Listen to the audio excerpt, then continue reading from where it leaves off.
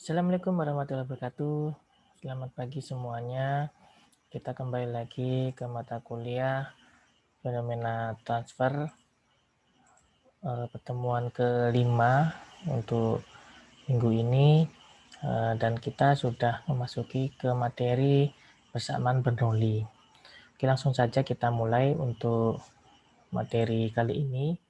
Jadi kita akan membahas secara asinkronus untuk persamaan Bernoulli.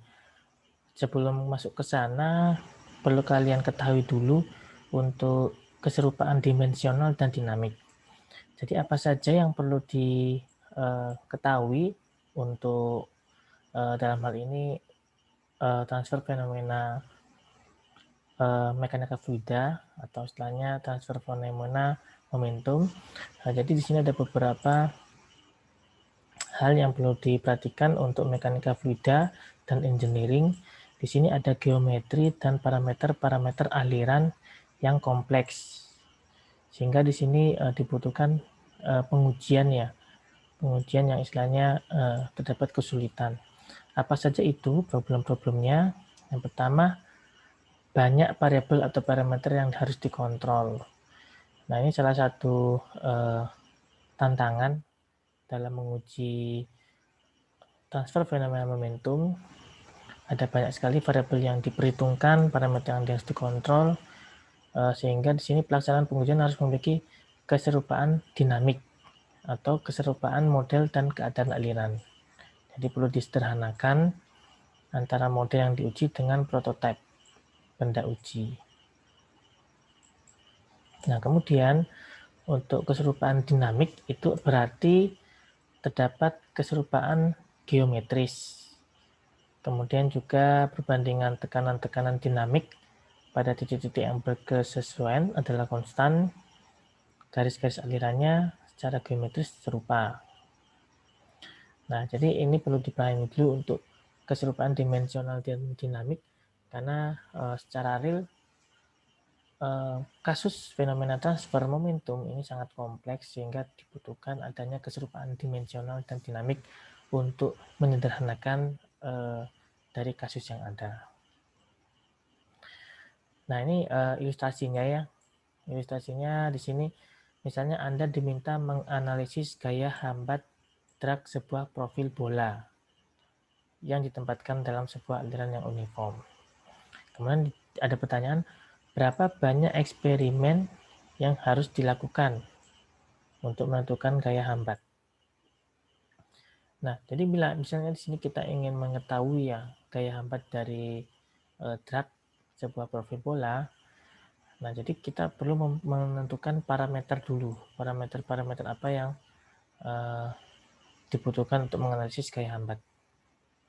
Nah, jadi dimensi bola di sini ada diameter D, kemudian ada kecepatan alir,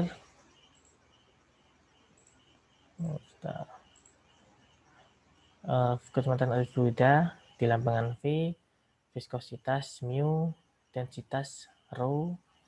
Nah, dari parameter ini kemudian gaya hambat F dirumuskan dengan F gaya hambat sama dengan F dikali D dikali F dalam kurung D, V, U, mu, P. Nah, jadi ini untuk perumusan gaya hambat. Kemudian apa yang perlu diperhatikan? Persamaan atau fungsi tersebut mengandung parameter yang dapat dikontrol dan diukur. Jadi kita bisa mencatat berapa sih viskositas dari fluida yang dialirkan secara uniform, berapa sih densitas dari fluida tersebut, kemudian berapa kecepatan alir dan sebagainya. Nah, sedangkan parameter lain yang seperti kekasaran permukaan pada sebuah profil bola itu kita abaikan, tujuannya untuk memudahkan dalam memformulasikan persamaan. Nah, ini ilustrasi keserupaan tadi ya, dinamik. Nah, kemudian juga di sini ada kerumitan atau tidak efisiennya pengujian. Nah, misalnya kita di sini ada membayangkan melakukan serangkaian eksperimen untuk mengetahui ketergantungan F terhadap D, V, mu, dan pi. Nah, misalnya kita ingin menguji 10 nilai V, maka dibutuhkan 10 pangkat 4 pengujian. Jadi ini berhubungan dengan statistik ya.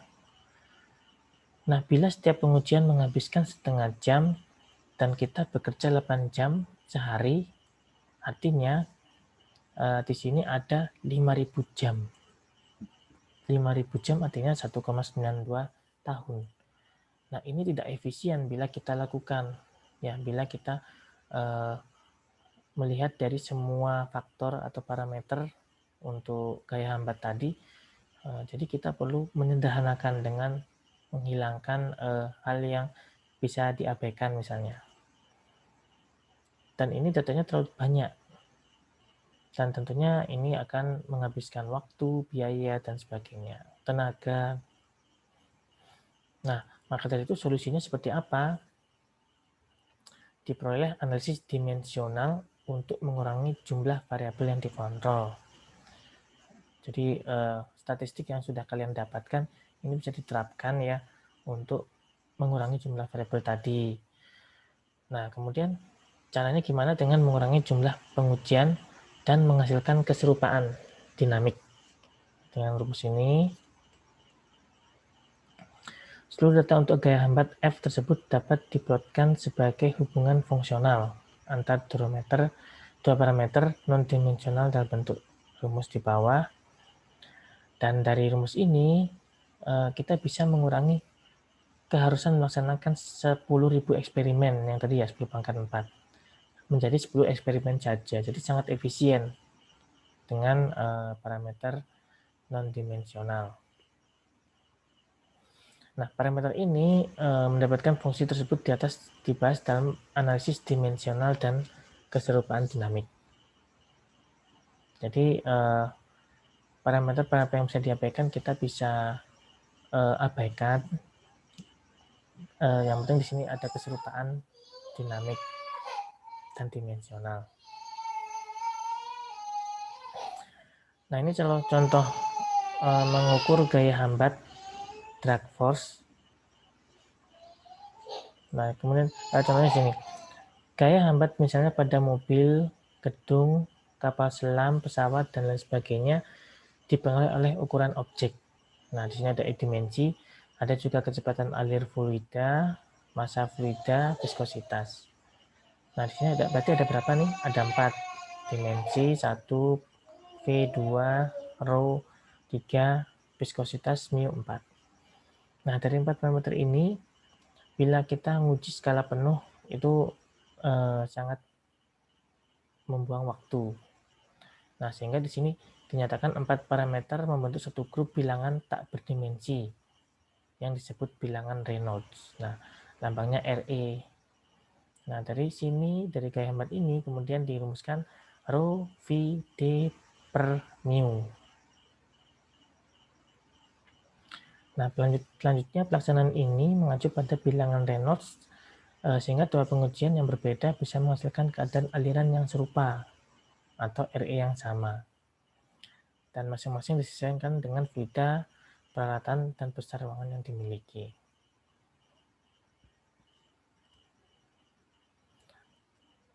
Kemudian ada juga teori Buckingham, PI, di mana di sini digunakan untuk mendapatkan bilangan atau angka non-dimensional.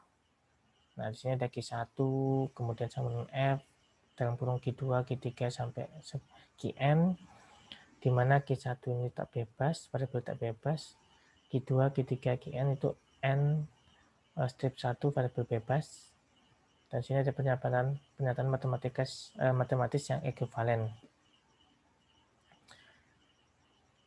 Nah, jadi ini merupakan fungsi ya, fungsi dari ini F, kemudian ada juga fungsi dari G, dan ini dinyatakan dalam bilangan Reynolds. Nah, suatu problem fisik mempunyai N parameter. Salah satunya merupakan parameter tak bebas. Nah, kemudian teori ini dalam satu soal fisik dengan N besaran di mana terdapat M dimensi. Nah, kemudian dari n dimensi ini, nm parameter tanpa dimensi disebut pi. Nah, jadi yang tanpa dimensi itu makanya disebut non-dimensional, itu disebut pi parameter. Nah, persamaannya seperti apa? Seperti ini. Pi sama dengan G1, P2, P3, dan Pnm.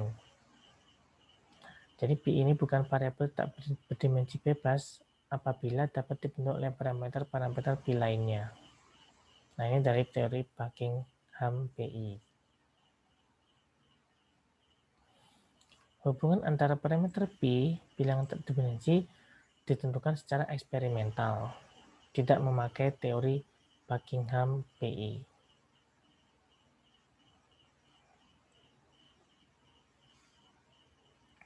Nah, kemudian di sini ada prosedur bagaimana sih menentukan grup non-dimensional Pi.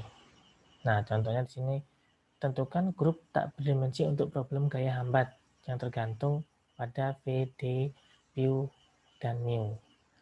Nah, jadi ada F gaya hambat, ada parameter lainnya, dan di sini rumusnya F sama dengan fungsi Q, Pi, V, D, dan mu untuk objek dengan profil bulat. Nah, langkah-langkahnya seperti apa? Nah, jadi ada 5 ya, ada 1, 2, 3, 4, 5 variabel, kemudian tulis dimensi primer. Nah, jadi bisa dilihat ya, ada fungsi primer dari variabel di atas. Kita lihat di sini dimensinya ada M, M ini untuk massa, L itu untuk panjang, T itu untuk temperatur.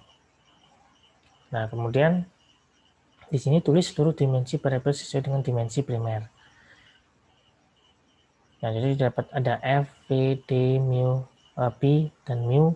Kemudian tulis di sini tiap rumus ya, F itu dimensinya apa, V itu apa, D itu apa. Kemudian di sini ada 3 dimensi primer ya tadi ya. Ada M, L, dan juga T. Maaf, ini T ini maksudnya waktu, juga bukan temperatur. Nah, dari 3 ini, kemudian pilih variabel berulang dengan jumlah yang sama dengan R. Dan semua dimensi primer ada pada variabel berulang. Nah, jadi variabel berulang ini digunakan pada perhitungan seluruh Pi, kelompok Pi. Kemudian variabel berulang ini jangan salah pilih variabel tak bebas sebagai variabel berulang. Nah, misalnya di sini PVD. Ini ada M sama dengan R sama dengan 3 variabel berulang. Nah, jadi dari variabel berulang ini bisa kita disederhanakan sehingga di sini ada namanya kesamaan. Nah, jadi yang kelima, susun N sampai M bersamaan untuk mendapatkan dimensionless groups. Nah, misalnya di sini NM sama dengan 2, sehingga terdapat 2 grup tak berdimensi. Nah, contohnya di sini ada P1 sama dengan P pangkat A, P pangkat B, D pangkat C, F. Nah, kemudian tulis di dimensinya. Kemudian di sini didapatkanlah untuk grup tak berdimensi, 2 grup tadi ya. Di sini ada M, L pangkat 3, kemudian ada L per T pangkat B, kemudian L dan sebagainya. Kemudian tentukan A, B, C berdasarkan eksponen M, L, T di kedua ruas. Nah, jadi nanti ditentukan A-nya berapa, B-nya berapa, C-nya berapa.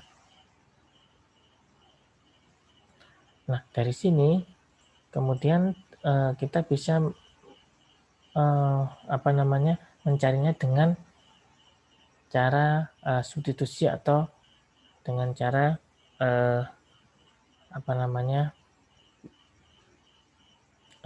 substitusi matematis. Kemudian didapat A sama dengan minus 1, B sama dengan minus 2, C sama dengan minus 2. Ya, dari persamaan tadi ya. Jadi M itu didapat dari A tambah 1, kemudian L itu dapat minus 3, tambah B, tambah C, tambah 1, dan juga untuk yang T didapatkan dari minus B dikurang 2. Nah, jadi bisa dilihat di sini ya.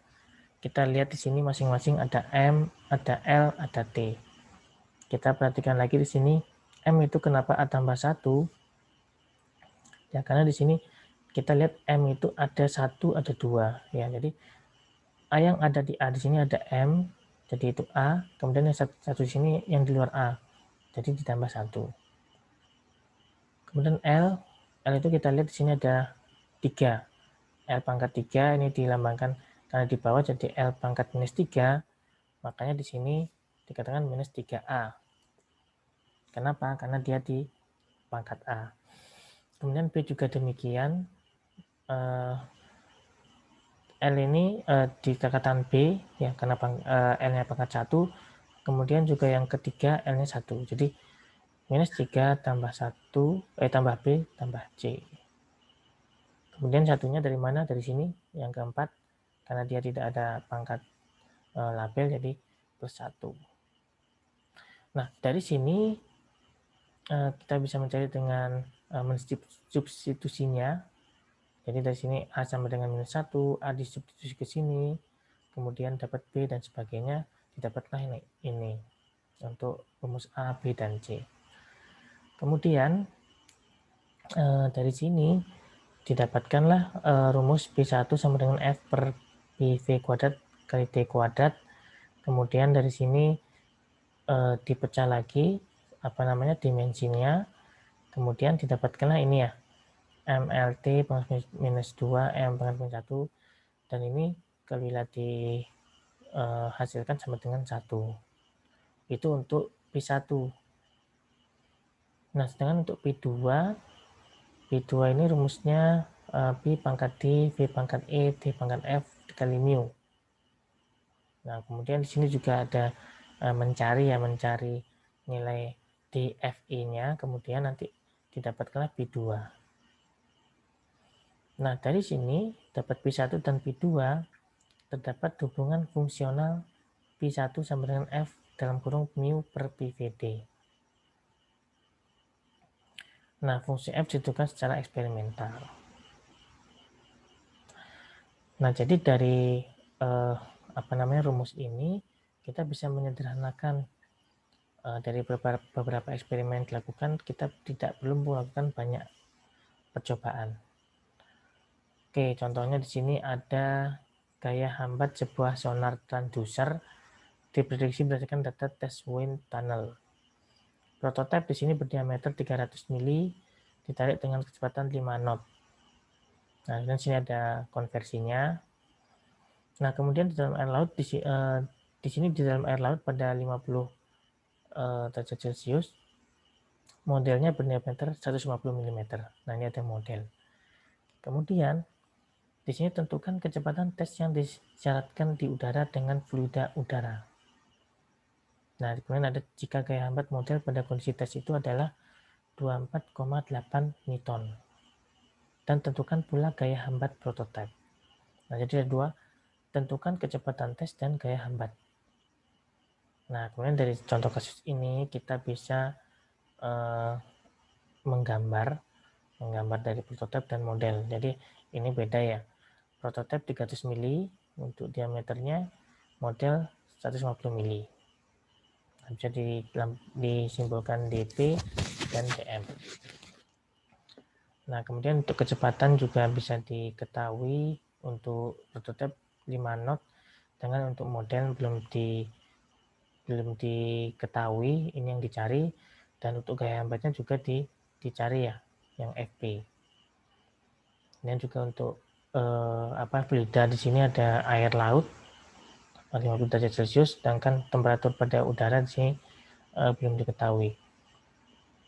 Oke, kemudian dari permasalahan ini, yang dicari, kita menggunakan rumus Reynolds model sama dengan Reynolds prototype, yang dimana di sini memiliki keseluruhan dinamik. Nah, jadi dicari air lautnya 5 derajat Celcius, kemudian dimasukkan rho V, kemudian kecepatannya, dan dimasukkanlah Reynolds untuk prototype sama dengan VP, ini P ini prototype, DP, dibagi VP. Nah, kemudian didapatkanlah untuk Reynolds-nya pada prototipe 5,51 kali 10 pangkat 5. Nah, kemudian dari angka Reynolds ini kita beralih ke udara. Udara itu untuk kerapatan dan kecepatannya sekian.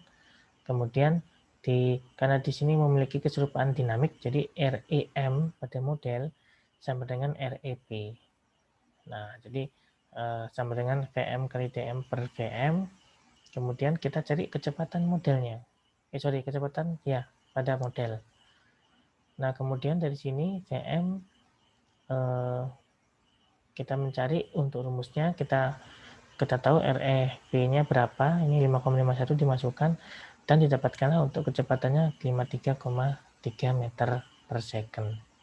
Jadi kecepatan pada model lebih cepat dibanding kecepatan pada prototype. Nah, sedangkan untuk gaya drag-nya ada FP yang dicari, kita bisa menyamakan di sini kemudian mencari FP. Jadi di sini pindah nanti rho-nya, rho P, VP dan sebagainya, dan kita cari hasilnya 192 Newton. Yaitu untuk gaya drag prototype. Dan ini bisa kalian latih di kertas untuk menuliskan rumusnya, kemudian menyelesaikan dan mengkalkulasinya.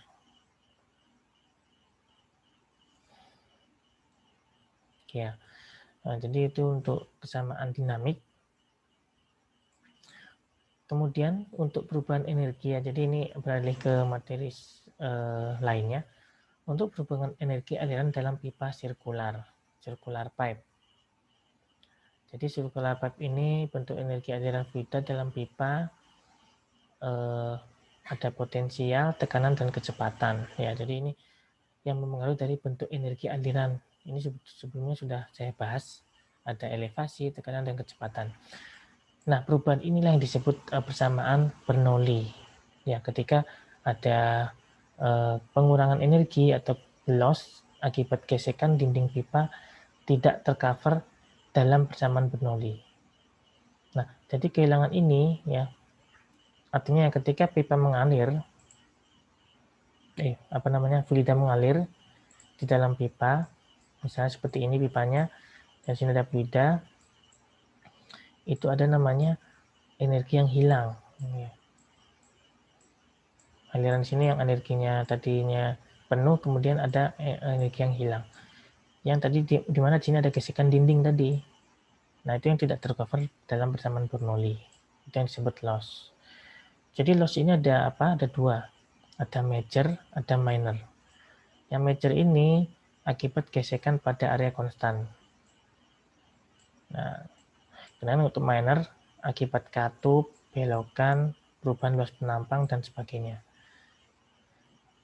Kemudian di sini yang disampaikan dan sebagainya di sini ada pressure drop akibat entrance length termasuk minor loss. Misalnya fluida masuk itu panjangnya berapa, itu termasuk minor loss. Oke, langsung ke contoh soal. Jadi sebuah terowongan angin berpenampang persegi dengan garis tengah 305 mm. Diobservasi profil kecepatannya di dua tempat. Pada bagian 1 di mana U1 sama dengan 26 meter per second. Nah, ini untuk kecepatan angin 1. Kemudian ada delta 1 sama dengan 1,5 mm. Pada posisi 2, arah hilir dari posisi 1 diperoleh delta 2 sama dengan 2,1 mm. Kemudian dihitung perubahan tekanan statis antara 1 sampai 2 dan bandingkan dengan tekanan dinamis aliran bebas pada 1. Nah, pengapanan ini dilakukan pada tekanan atmosfer standar. Oke, jadi seperti ini untuk terowongannya ya. Terowongan angin berpenampang persegi, ini penampangnya, jadi persegi. Kemudian profil kecepatannya pada A, ini secara aktual.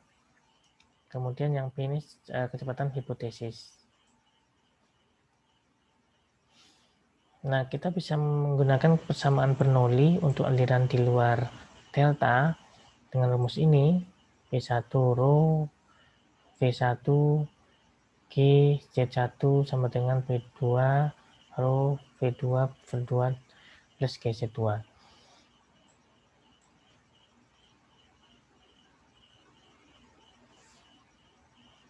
Nah, kemudian di sini ada namanya jenis alirannya steady, incompressible, uniform. Nah, ini asumsinya. Nah, untuk jenis-jenis ini sudah saya jelaskan sebelumnya, apa itu steady, incompressible, uniform. Nah, kemudian dari asumsi ini di luar delta, tak ada efek friksi di luar delta. Aliran sepanjang streamline antara 1 dan 2, Z1 sama Z2, itu dirumuskan seperti ini, V1 kurang V2 seper 2 rho V2 kuadrat min V1 kuadrat. Nah, kemudian V ini kecepatan anginnya diganti U2, U1, kemudian disederhanakan jadi sama dengan maksudnya dicari masing-masing. Kemudian dapatkanlah di sini P1 min P2 per seper 2 P rho U1 kuadrat sama dengan U2 per U1. Nah, dari rumus ini kemudian di sini ada persamaan V1A1 sama dengan U1A1. Nah, kalau misalnya ini sama, V1 sama dengan U1, kemudian dicari lagi, berarti U2 per U1 sama dengan A1 per A2. Nah, kemudian dari sini lihat luas keefektif aliran, kemudian dicari ya dari rumus yang tadi, didapatkan di sini. Nah, ini L-2 delta itu didapat dari sini ya. Luas penampangnya dikali dimasukkan, kemudian didapatkan hasil 1,61% untuk luas efektif aliran. Ini dari persamaan Bernoulli. Oke, terima kasih atas perhatiannya. Jadi itu untuk persamaan Bernoulli part 1. Semoga bermanfaat ilmunya. Saya mohon maaf bila ada salah kata. Saya akhiri. Wassalamualaikum warahmatullahi wabarakatuh.